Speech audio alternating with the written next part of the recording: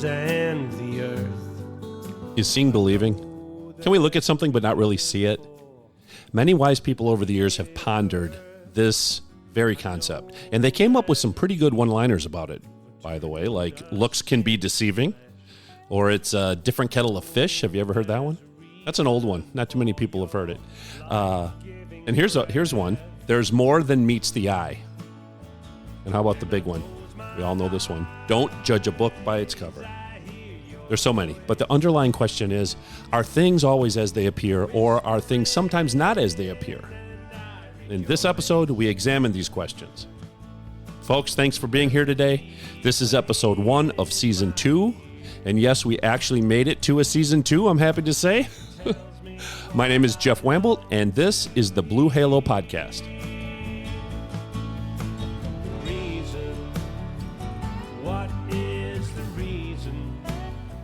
The question was, are things always as they appear? Here's a quick example from my world of law enforcement. If I'm on a police call and I observe a person holding a gun with an orange tip at the end of the barrel, does that mean the gun is a toy gun? A toy gun? Is that what it means? This is a basic one. This is a very basic safety 101 example. The answer, of course, is no. That object could still be a real gun, right? Someone just painted the tip orange. That makes sense. But that's a simple example. What if the issue at hand isn't so simple? What if there are signs of something bigger, but we miss them? Or in some cases, we look, but we don't see. Or we look, but we refuse to see because it doesn't fit our belief system or what we want to be true. Happens all the time. In relationships, on the job, right? In politics, that's a big one. Do you all remember the story from a few years ago? These two boys were on the side of the road. They were between some trees, and they were throwing rocks at cars as they drove by. At one point, a man in a brand new Ford Mustang, drove by, and one of the boys, he nailed it with a rock. Perfect shot, right in the passenger's door. And it made a huge noise. And the man in the Mustang saw the two kids. He saw them as he was driving by originally. And when the rock hit his car, he slammed on the brakes, jumped out, and began running at the two kids. I'm not sure what his intentions were, what his plan was. Was he going to beat them up? I don't know. He was angry, that's for sure. He was not happy. So here he is running at the two kids, but they don't move. That's key. They don't move. They hold their ground. And once the man was practically on top of them, one of the kids said, "Can you help me, please? My brother just fell out of his wheelchair, and I can't lift him." Interesting turn of events, right? It was then that the angry man, he saw the younger of the two brothers lying on his side, and the wheelchair was tipped over. You see, in his anger, he had tunnel vision. And we've all been there, right? He looked, but he didn't see. There are many examples in life very similar to that one, right? Don't you think? Aren't there? And we all could probably come up with several examples from our own lives and our own relationships, our own careers. I know I have a bunch. Some are amusing. I must say, I'm going to share a couple, and some are more tragic and more serious. Here's one that's, I think, somewhat amusing. Several years ago, I was working, of course, on the third shift. Maybe it's 1, 2 in the morning, something like that. We were dealing with a bar crowd at one of our popular drinking establishments, let's say, and there was this man, and I'd say he was about 30 years old maybe, but he was a big man, big man, probably weighed close to 350 pounds. He was in the alley behind this one bar that we were near, and he was just being belligerent. He was causing a disturbance. He was using profane language. He was trying to pick a fight with some other people. He was just basically being a big pain in the rear end. So me and my partner were already on scene, and we start to deal with this man. And as you can imagine, he's extremely drunk. It's bar time. He won't cooperate. He won't listen to reason. He won't provide identification, none of it. So after several minutes of trying to use words, right? We say that to our young kids all the time. Use your words. But after several minutes of trying to use words to get him to comply with us, we got nowhere. It was now time to go hands-on. We stepped up our game. And we told the man he was under arrest for disorderly conduct, and there were going to be a few other charges as well. We then attempted to place him in handcuffs. Now remember, this man was 350 pounds. He had a big barrel chest, big thick arms. Well, his arms barely moved. They couldn't get around his back. It was very difficult to put him in handcuffs. And he was big, like I said. He was also super strong. And I was at the time, I was no slouch. I was about 225 pounds myself, and my partner was even bigger. He was about 250. But we couldn't move this guy. Okay, we couldn't move him. But the long story short is we struggled physically for a good 2 to 3 minutes and got nowhere. So then my partner decides, rightly so, he decided it's time to step up our game, and he decided to use pepper spray. Now remember what we're talking about here. We're talking about looking but not seeing. Okay? My partner was on the man's left side. Try to visualize this. I was on his right side. We're both holding on to one of the man's arms. They're like tree trunks, but we're getting nowhere. My partner then reaches for the pepper spray on his duty belt, and he yells the word spray. And he does this at the exact time he actually sprays this man. Now, 2 things went wrong. First, typically when an officer uses pepper spray, there's a bit of a time gap. There's a delay between when the officer actually shouts the word spray and when that officer actually sprays. Okay, I hope that makes sense. Because that gap gives the other officers time to prepare that the spray is coming. Well, that wasn't the case here.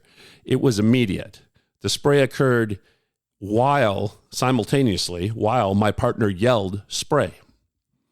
So that was the first thing. The second thing that went wrong was the positioning. When my partner let loose with the pepper spray, it was a side shot. It was a side shot to the man's face and not a straight on shot from the front. The spray was aimed at the left side of the man's face. I was still on the right side, remember, okay? I don't know if my partner saw me or not, to be honest, but the suspect definitely knew what was happening. He saw the pepper spray coming because as soon as my partner began spraying, this man jerked his head backwards. Now remember, it was a side shot, not a front-on shot. Most of the spray missed his face, okay? It missed, and it continued straight into my face because I was on the right side hanging on, remember? So now I get a blast of pepper spray. My eyes are stinging. My face is on fire. My vision is nearly gone, but I'm still struggling with this giant. Luckily, more officers were on the way. The cavalry was coming. And once they got there to help, we put the man in handcuffs and off to jail he went. So that part wasn't an issue. But here I got sprayed needlessly. In hindsight, this was funny. A funny story. Still is. I tell this story often, but it doesn't end there. It didn't end with the man going to jail. Not for me, anyway. After I was blasted with pepper spray, one of the other officers that showed up on scene took me to the hospital for treatment. Now, this was another huge mistake. This wasn't necessary, going to the hospital. This incident took place only a few months after my department started using pepper spray. So it was new to us. We didn't even have tasers yet or body cameras. So it was very fresh. Even though we were trained, we were still working out all the kinks. So I ended up at the emergency room because I was sprayed with pepper spray. What I should have done was go into the Sally Port and dunk my head in a sink full of water. That's what I should have done, but that's not what happened. Instead, I ended up at the hospital, and I ended up having contact lenses placed in my eyes that had tubes sticking out of them, if you can picture this. And these tubes were connected to a saline solution that doused my eyes for several minutes. This was torture for me, okay? Some people can handle this. This was just torture. I have an issue with anything coming too close to my eyes. I don't wear contacts. I can't even put drops in. So the night ended with me in the ER looking like a bug. I think it's funny. At least now I think it's funny. Wasn't funny then. I hated that. But it makes for a good story. I knew an officer once that was so close to arresting a subject for obstructing one night. He was so close. I was there. This man would not answer the officer's questions. He seemed to be purposely ignoring them, trying to antagonize this officer who happened to be my friend. And it seemed like he was purposely being defiant. But he wasn't. I saw the issue right away. And so did everyone else on the scene, except one person. The only person who didn't pick up on the signals was the actual officer speaking with the individual. And that individual get this, was a person who was deaf and mute. Look, but don't see. Now, those were a little on the humorous side, or I hope you thought they were humorous. But here's one that's a little bit more serious. When I was a rookie, we received a 911 call from a first-floor apartment of a house saying the couple in the basement apartment were having a fight. When we arrived, all was quiet. Nothing looked unusual. It was dark. There were maybe a handful of lights on outside and around the neighborhood, but the house itself was quiet and dark, except for one light, and that was on the top of the staircase leading to the basement apartment. But we couldn't get in. The door was locked. So we're knocking on doors and windows. We're trying to get someone's attention, someone to let us in to investigate, just to look around, to make sure everything is okay. And we get calls like this a lot, by the way. And it's always been my belief that we should kick doors in or find a way into the home if it was a 911 call and there was a possibility of someone being hurt, of some type of injury. But I've lost that battle many times over the years, even though the district attorney says we can force our way in if it's a 911 call. But anyway, the house looked in good order from the outside. We used our flashlights to light up what we could through windows, but still, everything looked fine. I'm sure you know where the story is going. Everything was not fine. When we looked down that staircase to the basement apartment, we could see the basement apartment door at the bottom of the staircase. And of course, that looked fine too. But on the other side of that door lay a man and a woman who were just stabbed with scissors. It was an attempted murder-suicide. The murder part failed. And on this night, the female wanted to break up with the male half, but he couldn't bear it. So he decided to stab her several times in the back. And then, thinking he killed her, he stabbed himself. But she was able to come out of whatever unconscious state she was in. She must have looked dead to her boyfriend. That's why he took his own life. But she wasn't. When she came to, she saw him lying there in a pool of blood, and she took off. And she took off and flagged someone down, and they called 911. This time, when we showed up, we got into that apartment, that basement apartment, and we found the man. The scissors were still in his hand. Things aren't always as they appear, are they? The house looked fine. The basement looked fine, from what we could see. But behind that door was an attempted murder-suicide. You all know that old cliche, right? You never know what goes on behind closed doors. Here's another funny one about a huge bar fight. Picture this. Hundreds of people at closing time are outside. Do you like to travel, but sometimes don't have the time or money to take a long trip? If so, try a staycation instead and leave the planning to the Random Road Trip travel game. You see, family time and time spent with friends is more important than ever. With routines taking over our lives, we seldom set aside time for unique experiences and fun. The Random Road Trip travel game changes that dynamic by taking you outside, away from the office, the computer, and gaming devices to spend quality time with people you care about. Random Road Trip puts a twist on the old Sunday afternoon drive and gives the word staycation a new meaning. With Random Road Trip, you never know where you'll end up or what adventure you will experience next because it's random. Play for as long or as little as you want. There are no boundaries.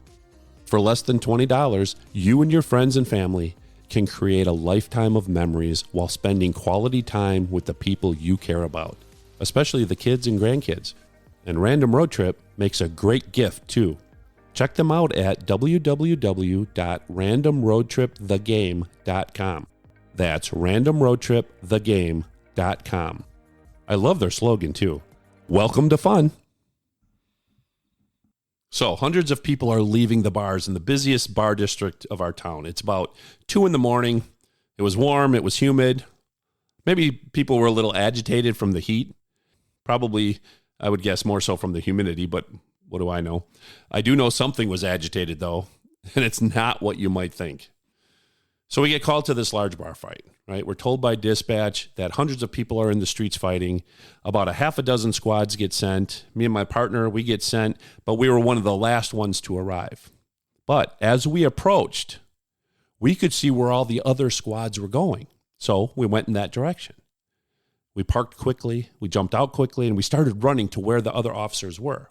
And then as we ran toward them, they started running towards us. And they were screaming, "Get out of here, get out of here." I had no idea what was going on. But when a fellow officer is running at you, running for his life, and he tells you to leave, you do. This was no bar fight. What had happened is a huge beehive fell from a tree, and tens of thousands of bees were agitated. They're flying all over the place. Dozens of people were being stung. Not me, I'm happy to report, but no bar fight. Well, maybe someone could say it was a bar fight. It was just not people versus people. It was people versus bees. I made it back in my squad before the bees reached me, thank God. I imagine it looked like one of those old Saturday morning cartoons where a bunch of bees are chasing someone. You know, they're flying after someone and a door closes just before they reach their target. That's what I imagine in my head. So good times back then. I could run a lot faster back then too. Today I'd have been stung. You know, in the court system, and I'm shifting gears here, how many women do you think have been arrested for prostitution when in fact they are being trafficked? Human trafficking, human sex trafficking. Happens all the time. And the problem with this specific example is the person being trafficked can't or sometimes won't tell the authorities they are being trafficked. So if the people doing the investigating, if they don't pick up on the signs, which is another form of seeing, right, they get missed. And the victim is charged with a crime they were forced to commit under duress. That's sad. There's so many examples, so many in all realms of life. We talked about that before. We're going to make mistakes. We're going to look but not see. And that's okay sometimes. That's normal. Happens to all of us. Biblically, it can happen too. What I'm describing went by another phrase, though, one that I intentionally did not use yet. And you all know it. It's been in a few songs. It's this: was blind, but now I see. Amazing grace. But it's true. Sometimes we're blind, figuratively. And in the case of Saul, who turned into St. Paul, if you remember, it was literal. But for most of us, the phrase is figurative. We miss something important. We just don't see a meaning in something, so we are blind to it. But then the light bulb goes on, and whoosh, we see. We get the meaning. We have an understanding. So this phrase, "I was blind, but now I see," can also apply to the resurrection of Jesus, can't it? By far the most important event ever to take place in the history of the world was the resurrection of Jesus. I believe this. You probably believe this. At least I hope you do. But not everyone does. Are there signs that it happened? Is there evidence of a resurrection? How would you explain the resurrection? Could you debate someone? This is a good question. Could you debate someone, say a non-believer, on this topic? Not that you'd have to. Probably not, right? But what if the occasion presented itself? What if you could change someone's mind or attitude? Or maybe not so much their attitude as their faith or belief. Would you do it? Could you? This is a very interesting question right here. Was Jesus raised from the dead? Was he resurrected? What does the evidence say about this? First, we have to establish that Jesus did exist, that he lived. Now, believe it or not, there are some people that claim he never even lived. That's why this is a good starting point. I had a friend a long time ago tell me that he didn't believe in God, the Bible, Jesus, none of it. He said the Bible is just a bunch of made-up stories. Well, I hope he's listening. I really do. I hope he's listening, because if he is, he's going to have his eyes pried open, figuratively. Anyway, so was Jesus a historical figure? Yes, there really is no doubt here. Even scholars who don't believe that Jesus was God incarnate agree. They agree he was a real person. So not only was he written about in the Gospels, right, 4 of them, 4 different writers, but if that's not enough, the Jewish historian named Flavius Josephus wrote about Jesus twice. And one of those writings mentions Jesus as having been condemned and crucified by the Romans, the Roman authorities. And the second writing is very powerful too. And this writing talks about how the brother of Jesus, remember Jesus had siblings, the brother, it was James, was stoned to death for his belief in Jesus. So these two writings were by a Jewish historian. And maybe it can be questioned. Maybe. But then we have another writing. This one by a Roman historian named Tacitus. So he's Roman. He's not Jewish. And he mentions in his writing that Jesus was crucified by Roman authorities. And not only that, but he also tells us that a large amount of people, we don't have a specific number, but a large amount of people who were believers in Jesus were present in Rome when Tacitus was writing. So what do we have? We have at least 6 authors who wrote about Jesus, at least 6. 4 from the Gospels, 1 Jewish historian, right, and 1 Roman historian. That's pretty good. And on top of that, some scholars believe there are somewhere around 30, maybe, give or take, but around 30 independent sources who attest to Jesus, that he was a person, that he did live. So I think it's pretty well established. Now, what about the resurrection? Was that a real event? What's the evidence here? To start with, we have the letters that Paul wrote. And we also have the synoptic gospels from Matthew, Mark, and Luke. So let me stop for just a second right here. What does synoptic mean? It means that these 3 gospels can be seen together. They contain many of the same accounts, sometimes in the same order, but they're written by 3 different people. But even though they're written by 3 different people, if you can follow this, their viewpoint is the same. Okay, only John is different. So this is very strong evidence that what we're reading about did occur. This is strong evidence. Now, we all know the Gospels, Matthew, Mark, Luke, and John, all 4, and along with many other books, make up the New Testament. And the New Testament is the second half of the Bible. We have the Old Testament and we have the New Testament. Now try to follow this logic. The New Testament was codified. That means basically it was arranged, or it was arranged systematically so it could be easily read and that it would make sense. That was the idea. Now, before this codification took place, the New Testament was a collection of what is called apocalyptic revelations. And it was also a collection of letters to various churches, right? They were included.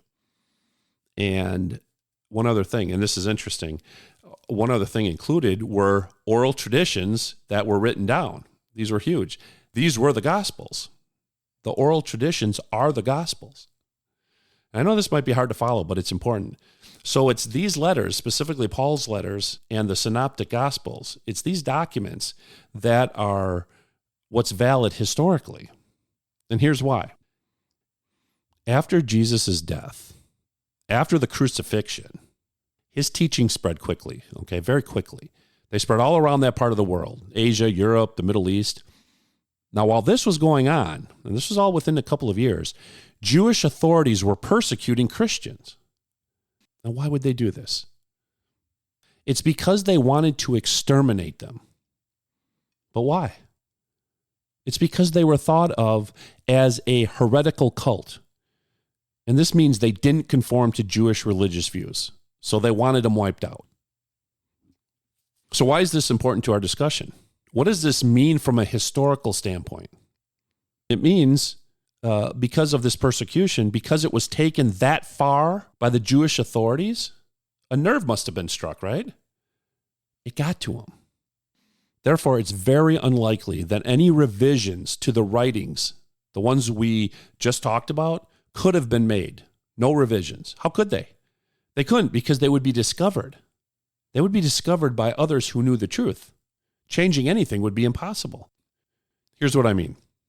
Let's say a Christian leader from that time period who lived in, let's say, Persia, or more likely Rome. Let's use Rome, since the Roman Empire was in full swing then.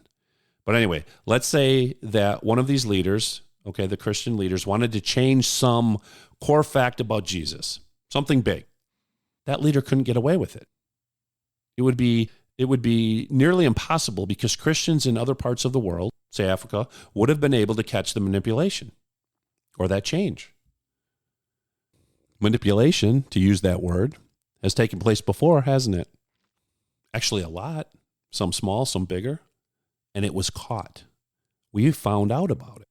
The biggest one, and maybe you heard this, or maybe you didn't, I don't know, but one of the biggest changes, and I want to be careful here and use the word change and not say a word like fabrication or lie, because it could be true, but added later, I don't know. But the story in question is the story of Jesus and the adulterous woman. Most of us know this story, but it's up in the air whether or not it really happened. And allegedly, it wasn't in the original text of John. So what does that mean? Does that mean it never happened? I think it's a good story, has meaning. It's a good moral story, so it has value. But did it happen? Most scholars, though, say it did. And I'd like to think that it did. But maybe it was added later. It was added later to the Gospel of John by someone as an oral tradition. As a refresher, though, in case you haven't heard this story or you don't remember it, Jesus came across a woman who was about to be stoned to death for the sin of adultery. And the judge and jury in this case were the Pharisees, and they decided that this woman should be stoned to death for her sin. Jesus, however, comes in and interrupts the whole process because he was good at that, right? And he saves the woman. Now, if you remember, he asks a simple question, doesn't he? He asks that the first man without sin cast the first stone.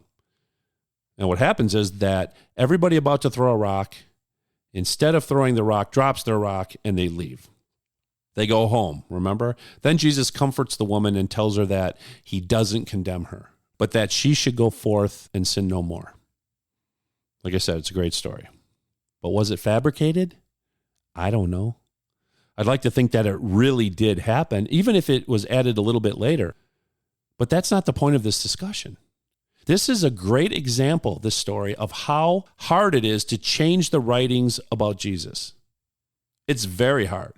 They get discovered. They get discovered because of how far and wide the original material spread back in the day. So to me, this is a good thing. There's a man named Bart Ehrman who researched this very topic. He researched the various errors and discrepancies in the old manuscripts. And apparently there are thousands of errors. I didn't expect that number to be so large. When I did some of my own research, I was very surprised. The good news is, and this is something I discovered myself, and also what Bart Ehrman did discover too, was that most of the mistakes were insignificant. They were not significant at all. They didn't change the meaning of anything, the meaning of the scripture. Most of them were small things like misspelled words, things like that, nothing super significant. And to me, that in and of itself is amazing. We've all played the game of telephone, right? Where you whisper in someone's ear a phrase or a sentence, and then by the time it gets around the room, the meaning completely changes. You'd think that would happen over the course of several hundreds of years, but it didn't. And here's something that also is amazing that proves, and we have to use that word, proves. There's evidence that shows how accurate the writings were. And this proof came to light when the Dead Sea Scrolls were discovered back in the 1940s and 50s. Now, most of us weren't even born yet, but most of us do know about it. They were proof of Jesus' existence. Proof. Actually, in two ways, historically and theologically. It's funny how things work out, isn't it? We need something like proof, and God provides. So what happened was a medieval copy of the Old Testament was compared to the Dead Sea Scrolls, and what was discovered was there were very few discrepancies. Very few discrepancies, and none had any significance. Most of the mistakes were just copying errors. So again, that's good. Maybe the best way, though, to sum up the history question of Jesus is with the following example, and then we can move on, to the more important question of, did the resurrection actually occur? Because that's the whole foundation of Christianity, isn't it? But first, let's go back and wrap up the history question with this example. I'm going to compare the incident of the empty tomb with the sinking of the Titanic. Two huge incidents, right? Some people over the years have said the gospel accounts of the empty tomb are unreliable, and therefore they're not proof. They say there are too many discrepancies in the telling of the story, of the incidents, that each gospel has a different version, so they say it couldn't be true. And I say they're wrong. And I'm curious what you think. Let's break it down. For me, the first thing I would say to the skeptics is that I agree with them on at least one point. I agree that the telling of the empty tomb, according to the Gospels, does vary. Of course it does. They were written by different people. It would be like a conspiracy, right? No, it would be a conspiracy to have all the writers write exactly the same thing if they colluded with each other. So I agree on this point. I find this fascinating. Here's the breakdown. In the Gospel of Matthew, it states that Mary Magdalene and the other Mary, and that's how it's written, the other Mary, they went to the tomb. And when they arrived, they saw an angel who told them that Jesus was risen and they should go tell the disciples. Now, the angel also told them that they should go to Galilee to meet up with Jesus. That is what was written in Matthew. In Mark, now to contrast, and what some would call a discrepancy, but in Mark, it's written that both Marys and a third woman named Salome went to the tomb and found a young man inside. Okay, they found a young man. Do you see the differences so far? In Mark, we have 3 women. In Matthew, we have 2 women, the 2 Marys. And we also have in Mark what is described as a young man, but in Matthew, he's described as an angel. But they both said to go meet the risen Jesus in Galilee. Now, further still is Luke. Okay, Luke doesn't mention the women's names, but instead just says the women, that they went to the tomb. And upon entering, and it says entering the empty tomb, they could not find Jesus. And then suddenly, 2 men in bright clothes appeared before them. They're not told to tell the disciples about the tomb, and they're not told to go anywhere like the others, like to Galilee. So there are discrepancies. But does that mean it didn't happen? In John, the Gospel of John, just to use all 4 Gospels, John states that Mary Magdalene went to the tomb and she saw that the stone had been removed from the entrance. And it says that she rushed back to Peter and one other disciple. That's how it's written. She told them that the Jewish authorities or the Roman authorities removed Jesus' body.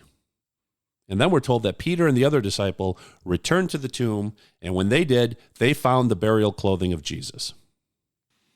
Mary at this time is said to be somewhere outside the tomb crying. And it's at this time that she sees 2 angels. And this is big. She also sees Jesus. She sees Jesus. But she's not allowed to recognize him. Not at that time. At least not at first. So where does this leave us? Where does it leave us within the context of this example? And how or what is real and true and what's not? Does it even matter? Some say the Gospels can't be reconcilable because they differ so much. Okay, that simply isn't true. I'm going to show you. Yes, the Gospel writings are different, and they should be, as we've already established. John's Gospel of the 4 is probably the one that is most different. But is it so much different that it makes the whole incident unbelievable? Or is the viewpoint just different? Think of the parable of the blind men and the elephant. Okay, think about that if you would. It's a story about a group of men who are blind, who have never come across an elephant before, but they want to learn. And by touching it, they can feel and then imagine what the elephant is and what it's about, even though they can't see it. So as the parable goes, each man feels a different part of the animal's body, but only one part of the body. One touches the side of the elephant, one touches the tusk, another the trunk, maybe the tail, each a different part, right? And then they describe the animal based on that experience. Think about that. Think about it. How accurate will that description be of what truly the elephant is? Not very. Wouldn't be accurate at all. But it's still an elephant, isn't it? Our example of the empty tomb isn't even close to the discrepancies of this parable. And what's really interesting is that the parable goes on. There's more to the story about the blind man and the elephant. And it's in this part of the parable that maybe our example becomes more similar. And what I mean is this. In the parable, the blind men discuss their findings with each other. Of course, each version, each description is different. So as the parable goes on, the men start accusing each other of being dishonest. And it gets so out of hand that they even fight physically with each other. Isn't that what we do about a lot of things in our lives? The empty tomb is just one example, okay? The moral of the story of the elephant and the blind men is that we humans have a great tendency to claim that something is the absolute truth based on very limited knowledge, very limited experience. We look but don't see. The book, Christian Trials on the Christian Trail, Insignificant Miracles. Mary was 9 months pregnant with Jessica when the family car was destroyed by a drunk driver. Both should have been killed, but neither received a scratch. Was it a miracle? 17 years later, a high school friend confides in Jessica that she's pregnant, and though considering abortion, asks for Jessica's advice to determine what path to take. Jessica agrees to help, but she's troubled by the request. It becomes a heavy burden for such a young girl to handle alone. When Jessica's mother, Mary, discovers that her tormented daughter came home early from school, she is there to help. In an emotional state, Jessica reveals the secret she was sworn to keep. Mary offers a plan of action, and the two women set out on a quest for knowledge. Jessica takes her friendship seriously, determined to give the most thorough advice possible, while Mary becomes preoccupied with the burden of her own. In the end, Jessica's friendship reveals Mary's long-kept secret. If you would like to discuss pregnancy, child rearing, and all aspects of abortion with your child, but you just don't know where to begin, consider buying a copy of Christian Trials on the Christian Trail, Insignificant Miracles. It's an invaluable resource for discussing such sensitive issues. You can find Christian Trials on the Christian Trail on Amazon. God bless. So back to the Gospels and the empty tomb. Okay, let's wrap this part up. John was the most different. Matthew, Mark, and Luke were a little different and were not written side by side, so they should be a little different. They should differ in their historical retelling. That makes sense. None of them contradict each other. That's very important. What happened in these writings is that the author simply wrote down details that were important to them. This makes sense. So what if Luke says that a group of women went to the tomb and Matthew and Mark focus on just 2 women? This doesn't change the outcome or meaning. Matthew and Mark don't omit that there could be more people. They just focus on 2 women. The same is true about who tells the disciples, or if they're told at all. Luke doesn't mention this, but that doesn't mean it didn't happen. It just wasn't in Luke. Okay, I think you get the idea. Just like the presence of the angels, real quick. Was there 1 or 2? Does it even matter in the overall? Maybe Matthew and Mark chose to focus on only the angels speaking, even though there could have been more angels present. John's gospel, like I said before, is the only one. Okay, this one has bigger differences, but even still, it's consistent with the others. We still get a consistent account in the Gospels, all of them. All the writings of who Jesus was, what he did, where he lived, that he did live, and that he was a historical figure. This is proven. The core facts are not changed by the writing discrepancies. The writers just chose to focus on different parts of what occurred. Not to beat this to death, but think about the Titanic. We all know this story too. There were many survivors, people who were on that ship that were saved. But when you listen to their accounts of what happened, there were differences. Different people different people experienced different things. Some people said the ship sank without breaking in two pieces. Others said it did. One thing's for sure, though, they all said the ship sunk. Okay, enough said. Moving on. Jesus was a historical figure. We just proved that with a few pieces of evidence. And by the way, there's a lot more than what we discussed, much more. We barely scratched the surface. But now what about the resurrection? Can we prove that? You know we can. Using the Gospels and several other letters as valid historical documents, you better believe we can. We have to start with the empty tomb, though. Why was it empty? Where did Jesus go? Critics say the empty tomb was just a made-up story, that it was a story that was made up to fit conveniently the resurrection story. Sure, that could be. Until we look at the facts, things that can be proven. Now, before we finish this episode by proving the resurrection, remember too that Jesus fulfilled every prophecy ever written. So we start on a solid base, and the resurrection is part of that base. But it's the most important, so let's spend some time on it. Back to the critics for a minute. They said the tomb was empty. We all agree on that. Yes, it was empty. But how was it emptied? The critics would say that Jesus' body was stolen. Okay, that's one argument. Another is that Jesus didn't really die from the crucifixion, and he was able to leave. Some say he probably had help. Maybe the disciples helped. No, all this can be debunked. Think about all we know about the crucifixion. To say Jesus didn't really die on the cross, come on. After he was sentenced, he carried his own cross, and it was heavy.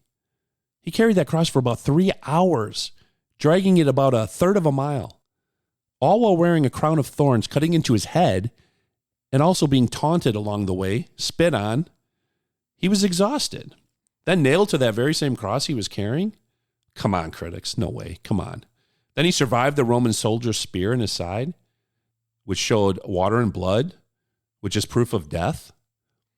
And I didn't even mention the flogging that happened before he even began carrying the cross. But even so, even if he did survive, are the critics saying he was able to appear dead, be placed in the tomb, regain his strength, move the rock, and slip past the guards, and then find the disciples? Come on. So these are the big reasons, but there's smaller ones too, like women's roles in society at that time. The historian I mentioned before, Josephus, and another man named Maimonides, I think that's right, Maimonides, they wrote how women were treated back in the day, in Jesus' day. They were found to be incompetent. Women were. What does that mean? Well, please don't kill the messenger here. It meant that women could not testify in court because they were thought of as untrustworthy. So even with that said, the writers of the Gospels and other historical accounts kept them in their writings, kept the women in their writings, especially as it related to finding the empty tomb. At that time, it would have been embarrassing for a woman to find the empty tomb. So what does this prove? It proves the accuracy of the writing, doesn't it? It's one piece of the puzzle. Another piece is how all the disciples reported seeing Jesus alive after his death. Even Thomas, eventually. You all know that story. And even Paul, St. Paul, he met the risen Jesus on the road to Damascus on his own after the resurrection. And not only that, if you know the story of Paul, he may have ended up a saint, but that's not how he started. He was someone who hunted down Christians, and he put them in prison or he killed them. That was his job. He worked for the Jewish authorities at that time, but something changed. And here's another piece of the puzzle. Paul, by himself, by his own writing, said he encountered Jesus. And that was 2 to 3 years after the resurrection. If you know this story, you know Paul. His name was Saul then. He was heading to Damascus. He was on his way to the synagogues to ask for help in arresting Christians. But while he was heading there, Paul encounters Jesus and is blinded. Long story short, Paul remains blind until one of the Christians that he was sent to arrest finds him and then heals him. That's awesome. God at work. Maybe the biggest piece of evidence is the enormous change in the way the disciples led their lives. After seeing Jesus alive, they changed. They changed big time. Before this, they went into hiding. Remember? I'm talking about the time right after Jesus' crucifixion. They were afraid. They could be next to be crucified. Think about it. What would we have done in the same situation? Hard to say, Maybe not so hard to say, I don't know. But most of us probably would do the same thing. So they were afraid. They were afraid for their safety. But there was more. On top of this fear, they just lost someone they loved, didn't they? They lost their teacher, their friend, their leader. Did they really understand at that point that he was truly the Messiah? Some called Jesus Messiah, that's for sure. But I'm not sure they really grasped, what that meant. And I only say this because they seem to have lost faith as to what was coming. Jesus would rise and fulfill the prophecy. Saving us would be complete, right? But they didn't seem to be thinking that way. Or maybe they were too frightened. I don't know. But one thing's for sure. After they reunited with Jesus, actually seeing him alive after the resurrection, they changed. Before seeing Jesus again, but after the crucifixion, they probably thought of him as being no different than countless other people who self-proclaimed themselves to be the Messiah. Yet, we know that within a very short period of time, of the resurrection that is, probably only weeks, the disciples who were running scared, the ones that were in hiding, were now bold, very bold, and forward in their beliefs and the way they spoke openly about Jesus. All of them wouldn't make such a huge change if the resurrection wasn't true. Before the resurrection, they were in hiding. After the resurrection, they faced death, looking it in the eye, right? Willingly. Plus, at the same time, like I said before, the Christian church was spreading fast. It was real fast. So fast that Paul was on his way to Damascus to stop the spread and arrest or kill Christians. Another piece of the puzzle, proving the resurrection, is the Corinthian Creed that Paul eventually puts down on paper. This creed says that Christ died for our sins, according to Scripture, right? That he was buried and that he was raised on the third day, again, according to Scripture. This creed was created only months after Jesus' death. And why? We now go back to the disciples. Once they, let's say, got it, once they grasped the notion that Jesus was resurrected, they spread the word fast, and the church grew fast. And not only that, but the church changed the day of the Sabbath from Saturday to Sunday. And a quick side note, the change to Sunday was motivated by the resurrection and the discovery of the empty tomb. So this is another piece of the puzzle, isn't it? I'm sure you're seeing a pattern of proof developing. To break nearly 2,000 years of tradition, there was proof. I guess the only remaining question for each of us is, do we accept it? Are we no longer blind, but now see? Thanks for listening, folks. I'm happy to be back and start season 2. I hope you enjoyed this episode. Please share our podcast with others, and don't forget to send me an email. I want to hear from you. I'm at bluehalopodcast@gmail.com. Hey, just say hi or send me show ideas or stories, or I'll even take criticism. That's the only way the show can improve, right? I appreciate you all very much. I'll see you next time.